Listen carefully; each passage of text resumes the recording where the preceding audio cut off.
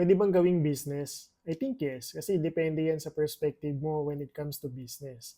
So ako, 'pag sinabing negosyo, it involves time and effort, especially money. Pero kung dito sa ginagawa nating airdrop hunting, ang involved dito, time and effort for now, then eventually kapag nagkaroon ng value or nagkaroon ng progress yung ginagawa natin, that's the time na magkakaroon ng value yung coin and saka mo palang ibebenta, I think that's business. So it's a good business kasi nandun yung intention mo na mag-collect ng mga coins na possible magkaroon ng value in the near future. Then right after, ibebenta mo once na nagkaroon na siya ng value, magandang negosyo yon.